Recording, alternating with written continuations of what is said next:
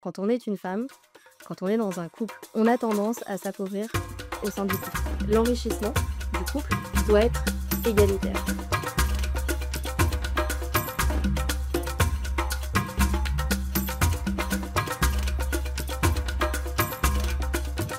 Bonjour à toutes et à tous et bienvenue dans ce nouvel épisode du Financial Show. Aujourd'hui, je suis avec Marie-Loya. Bonjour.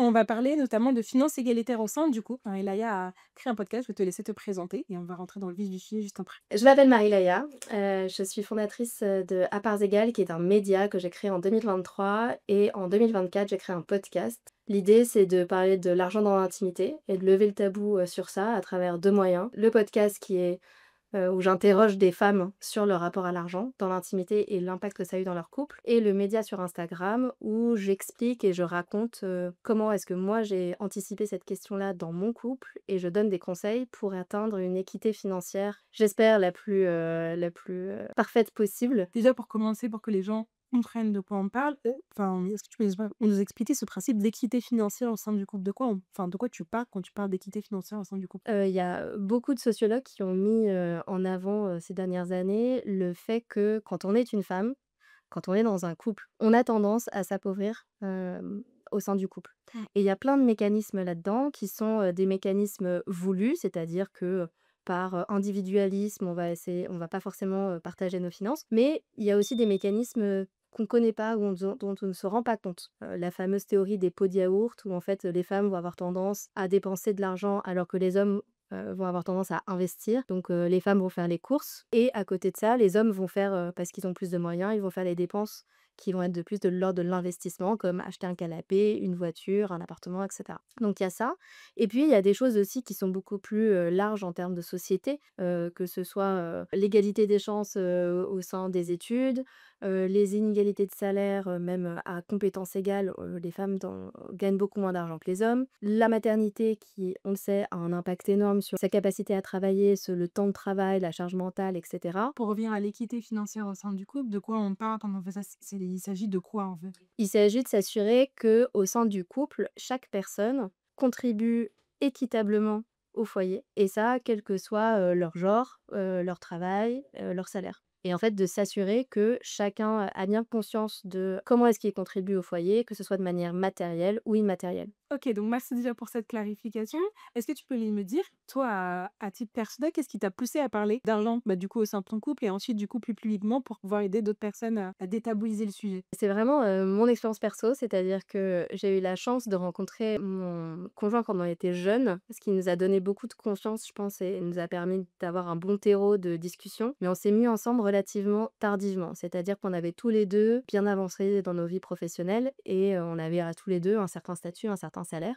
Et il se trouve que mon mari maintenant, il est entrepreneur et donc les montants avec lesquels il jonglait au sein de son travail, et c'était son travail donc c'était pas pour lui, étaient colossaux. Assez rapidement dans notre couple, j'ai compris et j'ai vu en quoi son activité pouvoir avoir un impact sur ma vie. Parce qu'en fait, il rentrait tard, donc naturellement, c'était normal, il sort du travail à 21h, bah, c'est moi qui ai fait les courses et qui ai fait le à manger. Parce que je vais pas lui demander à 22h de le faire, même s'il a très envie de le faire, mais Et c'est sûrement tu facilites ton voilà. couple, donc ouais. En fait, c'est logique. C'est arrivé que j'organise des vacances parce qu'il a pas le temps de le faire et qu'on doive les annuler, la veille parce que finalement il y a une urgence de travail. Donc, il a fait des levées de fonds et cetera et donc on avait des discussions du type: «Ah bah, il est possible qu'un jour, ça soit intéressant que j'aille, en Asie». Et en fait, en Asie, une architecte, femme en plus, c'est pas forcément facile à relocaliser. J'ai commencé à m'inquiéter parce que d'un côté, évidemment, j'avais pas envie que lui pense que je sois avec lui pour son argent ou l'argent potentiel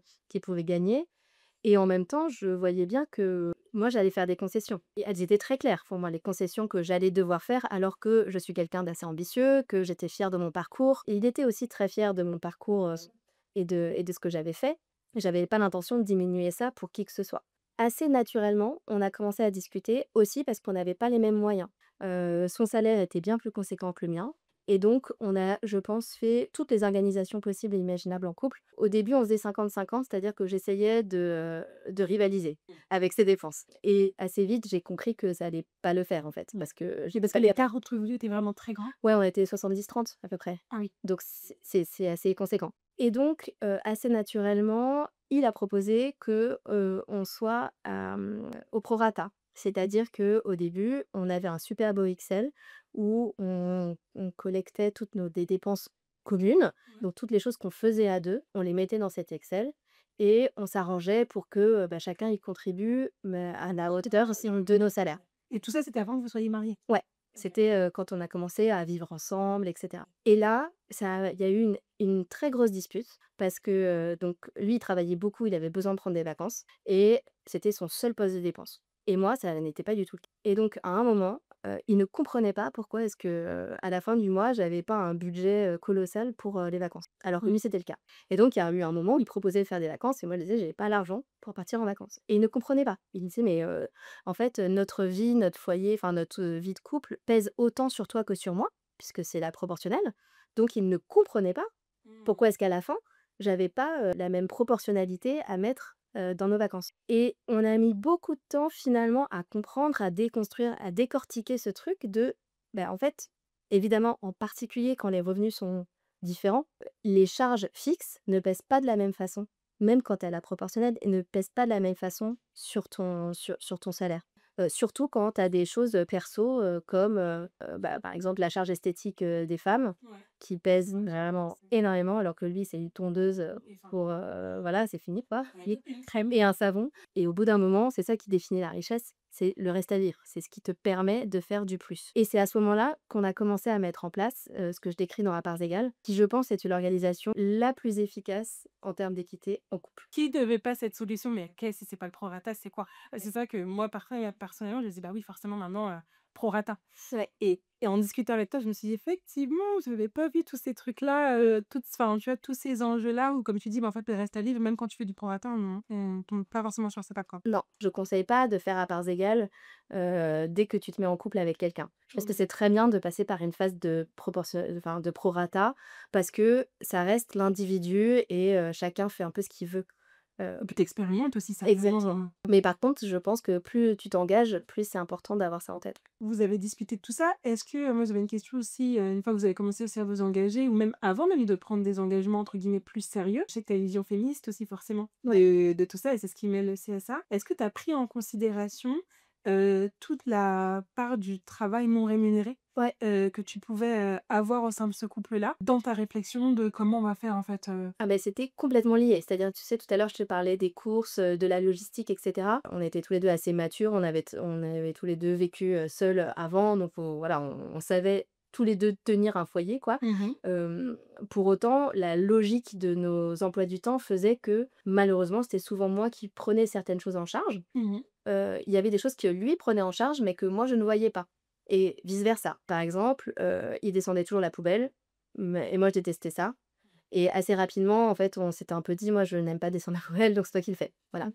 Hem, bon ça, c'est le truc un peu classique, mais après on se rend compte que plus on devient riche, plus il y a de charge mentale et de choses à gérer, Tu vois, je pense que c'est une idée aussi que tu avais pas forcément. bah, les dit: «Non, plus tu riche, moins t'as de trucs à faire puisque tu Bah, peux déléguer plus oui, plus facilement». tu délègues potentiellement, mais potentiellement tu le délègues pas. Oui. Exemple, tu as les trucs qu'on connaît, genre les courses, le ménage, les enfants, Mmh. mais plus tu es riche, plus tu as, bah, l'organisation des vacances, des fêtes, de fin d'année s'il y Oui. en a, le jardin, voiture, Tu as plus de place et propriété, des en dépenses fait en fait, finalement. oui, ou même de choses auxquelles il faut réfléchir. Les Oui. impôts et plein d'autres, la décoration, des petits travaux de menuiserie, de réparation et Mmh. cetera et en fait, des choses où, moins tu de richesse, en fait, moins Oui, tu c'est des sujets en enfin, fait. c'est les sujets C'est pas ça. exactement. Voilà, j'ai T'as pas la le variété. exactement, tu pas le luxe de te poser la question de réparer ta voiture si tu n'as pas de voiture, Oui, justement. tout simplement. OK. Hem, donc ce que je veux dire par là, c'est que, c'était très vite relié à l'argent puisque on le savait, ça allait avoir de l'impact sur, nos quotidiens et cetera. Évidemment, ça a été, mis en lumière aussi avec les enfants, parce que d'un coup, quand tu as des enfants, la charge mentale est Mmh. démultipliée et c'est à ce moment-là où on a commencé à avoir une vision, théorique et intellectuelle de cet équilibrage de la charge mentale. Avant, ce qu'on faisait, c'est qu'on essayait d'avoir un équilibre sur les tâches ménagères, mais en restant logique. En revanche, ce qu'on sait aussi, c'est que la vie n'est pas figée Et si aujourd'hui, tu es dans un certain cadre qui fait qu'il y en a qui a plus de temps pour les tâches ménagères ou domestiques, potentiellement demain ça sera pas le cas. Pour plein de raisons. Un changement de travail, une grossesse, une invalidité, enfin n'importe quoi, un truc Mmh. positif, un truc négatif. En fait, il y a Changement de vie, qui exactement, bouleverse l'équilibre, quoi. exactement. Et en fait, ce qui était important pour nous, c'était de trouver une solution et une façon de voir les choses qui serait robuste dans le temps. C'était plutôt que d'équilibrer les corvées ou les tâches ménagères. En fait, on a fait l'inverse. On s'est dit qu'on voulait équilibrer notre temps personnel. En fait, comme on est des gens matures, qu'on s'aime et qu'on se respecte, on est assez au fait du fait que le maximum de notre temps, la majeure partie de notre temps, on la passe pour le foyer. Ce qui est difficile et ce qui est précieux, c'est le temps personnel et c'est ça qu'il faut équilibrer. Et ensuite, chacun va contribuer au foyer à sa façon. OK. Tout ce qu'on fait, c'est qu'on s'arrange pour que l'un et l'autre, on ait le même temps de loisirs personnels. Une fois qu'on a dit aussi, parler des charges mentales de chacun, parce qu'il y a ça aussi, c'est que le principe de la charge mentale, c'est que c'est invisible. Et on en a tous, lui comme moi. De se poser un soir ou à un moment et se lister toutes nos charges mentales respectives, en fait, ça permet aussi à l'autre de se rendre compte. De conscientiser, en fait, Exact. toi tout seul aussi, enfin, l'autre aussi à L'autre aussi a sa charge que j'avais pas forcément vue parce qu'en fait, moi, je m'étais pas dit que, lui, il anticipait, les rendez-vous, je sais pas moi, vaccins de nos enfants. Alors que moi, à l'inverse, j'allais anticiper d'autres trucs. vous avez en fait la valeur en fait que vous avez mis en priorité, c'est Ouais. justement cette notion de temps personnel. Ouais. C'est marrant quand on te dit que le temps c'est de la richesse. Du coup, en fait, oui, tu te rends compte, enfin en tout cas dans ce que tu me dis là, tu te rends compte que oui, Ouais. effectivement. Je voudrais faire passer comme message, c'est de retourner la situation. Bah, de plutôt que de se concentrer sur les corvées et la charge, de plutôt de voir, OK, si chacun, on est d'accord qu'on contribue, on se fait on est dans un mode de confiance et de bienveillance dans le couple parce qu'on espère que le couple est comme ça, quoi. D'accepter que chacun contribue de façon différente aux choses, et de s'assurer que finalement la richesse qu'on en tire, c'est-à-dire du temps personnel, du temps de plaisir, soit équilibrée. Quand tu as commencé à aborder ces sujets-là, Mmh. comment ça s'est passé dans ton couple? Parce que c'est pas en vrai, on va pas se mentir, c'est pas simple de Non. parler d'argent aussi ouvertement et cetera. C'était quoi sa perception? Ouais. Comment ça s'est passé? C'était pas simple, parce que évidemment il y a plein de biais qui font que, on une femme qui parle d'argent déjà c'est pas très bon, surtout dans le couple, ça envoie des signaux pas terribles, de femme vénale et cetera. En particulier quand c'est la femme qui gagne moins que l'homme. Je pense qu'il y a plusieurs choses qui nous ont aidés.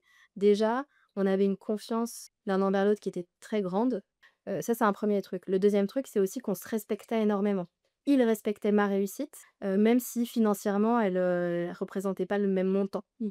Et je pense que c'est un sujet qui est assez important, c'est de décorréler l'argent de la réussite, de la valeur. Et de la valeur, en fait, ce que j'allais dire, c'est Exactement, monter, c'est la valeur. exactement. Donc ça, c'était 2 éléments qui étaient assez importants, inhérents au couple et au fait que cette personne elle est extraordinaire, par ailleurs. Mmh. Hem, donc ça a été un terrain qui a facilité ça. Ensuite, on a la chance de pas avoir de problème pour discuter d'argent. Probablement parce que lui, c'est son métier. En tant que fondateur d'une entreprise, bah, il doit, parler d'argent tout le temps, que ce soit à ses investisseurs, à ses employés, à ses collègues et cetera. Et c'est pas tabou, c'est son quotidien. Exactement. Parce qu'on avait cette intimité-là de couple, ça a permis de rentrer un peu dans des sujets plus tabous, comme l'argent. Après, ça a mis beaucoup de temps. Nous, on a mis à peu près je pense qu'en tout, on a mis 3 ans à trouver la solution, l'organisation qui nous paraissait la plus équitable entre nous 2. Aujourd'hui, je pense qu'on est tous les 2 extrêmement à l'aise avec notre façon d'organiser l'argent et les finances que ça implique, mais ça a mis du temps. Ça a été de longues conversations, les plus bienveillantes possibles, mais aussi en osant se dire les choses, en osant se dire les choses dont on avait peur. Moi, j'ai peur que, on fasse des enfants, que je prenne du poids et que tu me quittes. C'était ça ma crainte. Mmh. Lui: «Ah ben j'ai peur que si jamais je gagne un jour beaucoup d'argent, que tu récupères cet argent et que tu me quittes», et cetera et cetera. Et en fait, oser se dire les choses, c'était important, parce que ça a permis aussi de briser ce tabou Mmh. et de créer de la confiance. Au début, quand on parlait de ce sujet-là et cetera, j'avais pas du tout anticipé le côté en fait, toutes les peurs sous-jacentes de, il y a un ce gros changement de vie qui est l'argent, comme tu dis, qui est Ouais, finalement le nerf de la guerre. Parce que moi, je le voyais vraiment comme l'aspect très sécurité et ouais, cetera. De là où je pars, ouais, l'argent, c'est surtout la sécurité, en fait, c'est se ouais, mettre en sécurité. ouais. Mais je voyais beaucoup moins l'aspect émotionnel les autres aspects émotionnels au-delà de la sécurité, c'est la peur de, en fait, dans ma relation, qu'est-ce que ça implique, en fait, le fait d'en avoir beaucoup Mmh, ou d'en avoir pas du tout? mmh. Qu'est-ce que enfin, le couple à l'épreuve de l'argent, quoi, qu'est-ce que ça implique? la notion de pouvoir, par exemple, tu vois, que ça implique. Le fait que ce soit toi qui gagnes beaucoup d'argent, Ouais. qu'est-ce que ça implique sur notre, vie, notre quotidien et notre relation, à la prise de décision. Ouais. Ça, c'était hyper important pour moi parce que, bah, typiquement, quand il parlait de se délocaliser, dans des, pays lointains où moi, mon diplôme serait pas forcément reconnu, bah, c'était hyper délicat parce qu'en fait, d'un côté, c'est logique, bah, de pas dire non à cette opportunité qui pourrait représenter beaucoup d'argent, potentiel. Et tu as la notion de sacrifice, en fait. Exactement. Pour te permettre, toi, d'aller là, en fait, ce à quoi moi je renonce, potentiellement, c'est vraiment un trop gros sacrifice. Exactement. Avoir des bases saines pour pouvoir avoir une discussion qui soit, équilibrée, Mmh. en fait, il faut sortir l'argent de l'équation. C'est obligatoire. Mais alors du coup, aujourd'hui, financièrement, c'est quoi votre organisation? Qu'est-ce qui marche pour vous? On a théorisé, tu vois, ce qui était pour nous l'équité dans un couple. Et pour nous, c'est de dire que, l'enrichissement du couple doit être égalitaire, OK? C'est hyper facile, hein, c'est Ouais, rien c'est de comme très ça, ouais. compliqué. Donc on veut à la fois protéger ce que chacun a construit individuellement avant le couple et en même temps que pendant la durée de notre couple, l'enrichissement, il soit égalitaire et ça, quel que soit donc notre genre, mais aussi nos salaires, nos temps de travail, et qu'on voilà, s'enrichisse de manière Et égalitaire. comment Donc c'est possible de le faire? Puisque tu sais que dans le prorata, on dit: «Il faut regarder les dépenses et que chacun contribue aux dépenses, de manière, au équitable par rapport au prorata de nos salaires». Ben nous, au lieu de regarder les dépenses, on regarde notre reste à vivre et ce qu'on veut, c'est qu'on chacun contribue aux dépenses pour que notre reste à vivre soit égal. C'est-à-dire qu'à la fin du mois, on a chacun la même somme sur notre compte en banque. alors est-ce qu'aujourd'hui, peut-être, il y a moins d'écart entre vos revenus? Non, non, non, non, on est toujours à 60 si j'ai un peu, augmenté, on est à 65, on est à 60-40. Et c'est faisable? Là, je t'avoue, j'ai beaucoup de mal à voir comment ça se fait. En fait, ça demande un tout petit peu de vision, sur nos comptes. Il faut faire un peu nos comptes.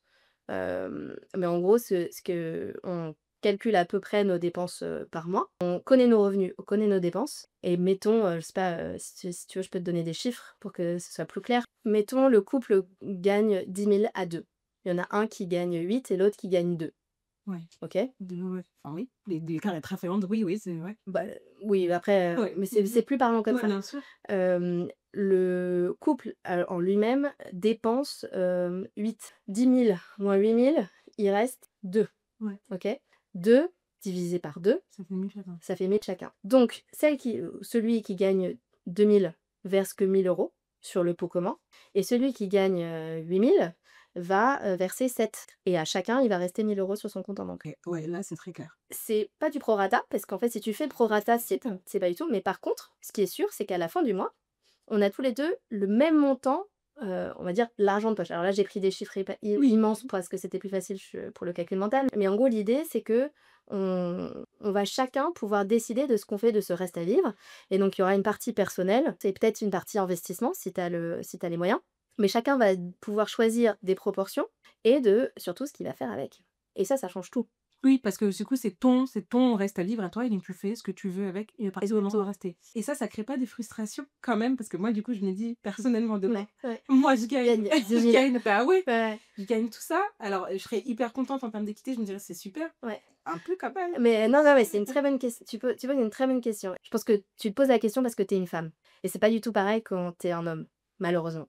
Déjà parce que pourquoi est-ce que ça fonctionne pour nous en tant que couple? C'est parce que justement, tu mets ça en parallèle des charges domestiques et de tout ça. C'est exactement la même façon de penser qui est de dire: «On contribue de la même façon au foyer». Si lui, il est capable de, passer autant de temps au travail, je sais pas moi, à être aussi brillant et cetera. C'est évidemment parce qu'il est intelligent, il a Bien des sûr, qui études travaille pour, et qu'il travaille pour, mais c'est aussi parce que derrière, il y a quelqu'un qui prend le relais qui prend les et modèles. que lui n'est pas en mesure de faire. D'où le Exactement, truc de on prend en considération aussi le travail non rémunéré, la charge exactement. mentale, Et en fait, dire que l'enrichissement est égalitaire, ça veut dire accepter le rôle de l'autre dans son propre enrichissement. L'impact de l'autre dans son propre enrichissement. D'accepter que si tu es là où tu es, c'est aussi parce qu'à côté, tu as ton conjoint qui te rend heureux. Ce qui fait que quelqu'un s'enrichit et réussit, ou en tout cas gagne de l'argent, il y a toute une dimension personnelle qui est hyper importante. Et donc, pourquoi est-ce que je parlais du fait que quand tu es une femme, c'est un peu différent? Parce que je pense aussi que c'est une façon pour nous de rééquilibrer les inégalités de la société. Parce que qu'est-ce qui fait que moi aujourd'hui, je suis architecte par exemple et que je suis pas, entrepreneuse? Bah, peut-être parce que, moi j'ai subi, du sexisme depuis, que j'ai des seins. Qu'est-ce qui fait que, on a un certain niveau de salaire? Parce que peut-être qu'on a un plafond de verre qu'on n'arrive pas, à briser. Il y a plein de choses à ça, et on peut imaginer, je sais pas moi, un trader avec une infirmière. Pourquoi est-ce que, une infirmière devrait gagner moins qu'un trader? À quel moment on a décidé Ça que a moins de valeur. que ça avait moins de valeur de s'occuper de quelqu'un? Et donc il y a plein de choses comme ça qui font que en fait, toi, en tant que femme, tu vas avoir plutôt tendance à être, dans le soin de l'autre, dans des métiers qui vont prendre soin des autres ou qui vont donner de soi, de la personne, alors que les hommes vont avoir tendance à être, dans des métiers qui sont beaucoup plus, individualistes ou sur la Rémunérateur, performance on est et sur la tâche, tu rémunérateurs. vois? Et c'est vrai que moi, je me dis demain, Mmh. si je gagne autant d'argent Mmh. et que si je gagne autant d'argent, c'est-à-dire que j'ai mis autant d'efforts à gagner autant d'argent et que tu Mmh. me dis: «Sur tes 8 000 là, je suis là», Tu vas en tu vois? Et donner. sachant que j'ai tout le reste parce qu'en fait, dans tout ça, à aucun moment dans ma vie, effectivement, je me dis: «Je vais gagner 8 000 € et en attendant, bah, du coup, j'aurai pas toutes ces autres casquettes de ma vie là, elles vont être, éludées». Enfin, je sais pas comment t'expliquer, Ouais, je mais comprends. Ouais. j'ai pas l'impression que si je gagne 8 000 € demain et que j'ai mon foyer, en fait, je vais déléguer à l'autre tout ce que je fais pas. En fait, ça, tu ne sais pas parce que potentiellement, Ah ça, si j'en suis si tu sûre, ouais. travailles, le soir, Oui, non, mais alors c'est vrai, tu raison, je peux pas savoir. Mais dans ma tête, en fait, je me dis: «Non, mais Mmh. forcément des trucs, enfin, la charge mentale que je m'apprête à vivre, elle va pas, tu vois, elle va pas disparaître». En fait, c'est inimaginable parce qu'aujourd'hui, tu as la place. Mais à un moment, Oui. quand tu as trop de choses, tu es obligé de faire des tu es obligé à un moment que ton cer de toute façon, ton cerveau le fait pour toi, tu oublies des trucs. Ouais, mais Et donc la charge mentale, c'est aussi ça, c'est qu'à un moment, il faut poser des choses. Je pense que ça touche aussi ce que tu dis sur ce que tu considères comme des dépenses communes. Et ça aussi, c'est très important de se mettre d'accord. Parce qu'il y a des choses évidentes sur le commun, mais il y a des choses qui sont plus, sensibles et floues, sur lesquelles il y a une discussion peut-être nécessaire. La santé. En fait, aujourd'hui, ça te paraît normal, de, payer, ton dentiste. Demain, quelqu'un tombe malade, je vais parler de moi comme ça, c'est à moi que je non, te non, voilà. Si je tombe malade et que, ma maladie nécessite des frais qui ne sont pas remboursés, parce qu'en fait, malheureusement, il y a quand même beaucoup de maladies qui nécessitent des frais supplémentaires, qui sont pas forcément, connus, notamment le cancer du sein, mais évidemment plein d'autres. Est-ce que c'est forcément, ma charge à moi? Peut-être comme que c'est toi qui es malade, c'est ta charge de toi, mais oui, mais du coup, j'arrête de travailler, donc je gagne plus d'argent, donc en fait, c'est tout ça, c'est qu'en fait, on s'appauvrit aussi et c'est une question ouverte. Nous, on a tranché, qui est de dire, en fait, le couple, le soutien du couple, c'est aussi se soutenir dans les moments où ça ne va pas et donc dans les moments de crise comme une maladie. Concrètement, ce qu'on fait, c'est que, nos, remboursements de sécu et de mutuelle, on les a mis sur notre compte commun et on paye tous nos rendez-vous médicaux et la pharmacie avec, notre carte de compte commun. Ce que ça dit, c'est que si demain, par exemple, quand moi j'étais enceinte, ce qui n'est pas une maladie, mais qui nécessite des frais supplémentaires, bah, tu vois, ma première grossesse, j'étais pas vraiment au fait. J'ai dépensé plein de choses, sans forcément me rendre compte sur, l'ostéo et cetera, machin et ben, la deuxième grossesse, finalement, on l'a fait en couple parce que, il y avait pas de raison que ce soit moi oui. qui paye ça, alors que en plus, en l'occurrence, c'est pour le couple. Oui, en fait, c'est ouais, j'avoue que moi, dans ce sens-là, je me dis: «Bah, en fait, le bébé, c'est notre bébé». Mais Mais mais ouais, aussi ma santé, c'est pareil, en fait. ouais, Ce donc qui fait que en fait, notre couple, perdure, c'est aussi que nous, on est en bonne santé et oui. que lui, il est en bonne santé et que moi, je suis en bonne santé et que si demain, il m'arrive quelque chose, bah, c'est important de savoir que le couple se soutient, aussi là-dedans. Autre point encore plus délicat, donc je pousse, tu Ouais, mais c'est parce que c'est vrai que c'est des réflexions, je pense qu'il faut pousser jusque-là, j'avais jamais pensé. la charge esthétique. Personnellement, c'est pas ça rentre pas dedans parce que je suis très coquette et que j'assume pas, les montants que je dépense. OK. Mais j'ai des amies, par exemple, qui vont, faire leur épilation compte commun.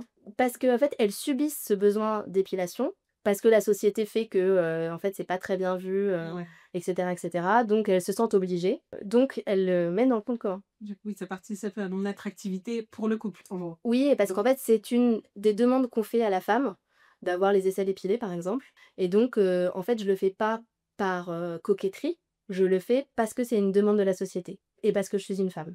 Oh wow, OK. Ça amène des discussions. Ouais, ouais, carrément. Et encore une fois, en fait, ça dépend de chacun. Tu as d'autres sujets, sur, bon, évidemment, la contraception, l'hygiène féminine. J'avais jamais poussé la réflexion jusque-là, mais ouais, ouais, c'est intéressant et du coup, ça, c'est des questions que vous êtes aussi posées, vous êtes Bah, allées bien sûr. jusque-là? Ah ben bien sûr. Définir ce qui est de l'ordre des dépenses communes, va permettre aussi de définir ce qui est de l'ordre des dépenses personnelles et donc le reste à vivre. Parce qu'en fait, c'est ça aussi qui va définir le niveau de vie que vous avez et tu vois, quand on parlait de tout à l'heure de pouvoir sur les prises de décision et cetera, ça a un impact aussi sur, la décision du niveau de vie qu'on veut avoir. On peut prendre des décisions qui sont équilibrées parce qu'on a comme on a tous les 2 le même reste à vivre, nos décisions nous impactent de la même façon. En fait, je pense que quand dans le couple, il y en a un qui a le sentiment d'être moins riche que l'autre, je pense que c'est là où il y a un problème. Ouais. Parce qu'en fait, on se sent moins légitime à prendre des décisions. On se sent: «Hey, salut!» Mmh. On se sent moins légitime à prendre des décisions. On a l'impression aussi l'autre peut utiliser ça comme, Un levier. comme un levier avec, sans le vouloir aussi peut-être. Mmh mh. Ou se sentir plus légitime, tu vois, de décider. En fait, quand les décisions de couple impactent les 2 de la même façon, c'est là où l'équité, elle est là. Ouais, ouais, non, mais c'est vrai ce que tu dis, j'avoue, j'avais jamais poussé la discussion jusque-là, mais du coup, très bien. Déjà, en écoutant un part égale, j'étais là en mode: «Ah, oh, waouh!» et tout. Mais là, le fait qu'on ait cette discussion, comme ça, là, encore plus, quoi. Mais en fait, tu vois, à parts égales sur Instagram, c'est vraiment ce qu'on se dit là. Ouais, Le podcast, c'était l'idée de délier la parole, tu vois, sur ces sujets-là. sur ces sujets-là et de voir comment d'autres femmes font, au sein de leur couple ou de leur histoire parce qu'en fait, il y a aussi beaucoup Mais ça de évolue. ce sujet d'évolution, ouais, qui est pas Et du coup, bah, c'est top parce que tu fais la transition avec ma prochaine question qui était justement, bah, qu'est-ce que tu observes chez les femmes? Alors j'imagine qu'il y a plein de profils forcément différents, tu vois? Mais est-ce que tu observes entre guillemets «des grandes tendances» sur la façon dont sur la relation qu'ont les femmes avec lesquelles tu parles avec leur argent et la façon dont elles gèrent l'argent justement au sein de leur couple, quoi? Qu'est-ce que tu observes? Qu'est-ce que tu as aussi peut-être potentiellement appris? ce que j'observe, c'est que la relation à l'argent, c'est irrationnel. C'est que ça touche à plein de choses, ce que je te disais tout à l'heure. Ça touche à la façon dont tu as été éduqué, comment tes parents géraient l'argent et cetera. Ça a un lien avec ton évolution, en termes de travail. Il y en a qui, sont, très ouvertes, je te cache pas que c'était une première saison. Les femmes qui ont accepté de témoigner, en plus ce sont toutes des femmes qui ont une voix publique, qui s'expriment, publiquement. Pour qu'elles acceptent de parler d'argent, ça veut dire que déjà, elles sont à l'aise. C'est un biais important. Je peux pas faire de généralité, mais déjà au sein de toutes ces femmes qui ont accepté de témoigner, il y en a pas une qui a un rapport, Oui, similaire, ça, tu j'ai vois? entendu, il y en a, tu disais: «Ah ouais, ah ouais», enfin, il y a des vraies différences, quoi, dans les Ouais. discours et dans les points de vue d'où on part, entre guillemets, il y a des vraies différences. Moi, ce que je retiens et ce que j'ai compris, c'est que, l'émancipation des femmes a une trajectoire heureusement, qui s'améliore. Mais comme beaucoup de choses, il y a besoin des fois d'ajustements. Typiquement, on apprend et c'est très bien aux femmes à se protéger, à construire, leur matrimoine, à construire leur richesse, mais on leur apprend pas à coexister avec quelqu'un. Je trouve que c'est vrai qu'il y a un clivage, qui se fait. C'est comment enfin, souvent, moi, une des questions que je me pose, c'est je me dis: «Comment tu gardes ton indépendance financière Ouais.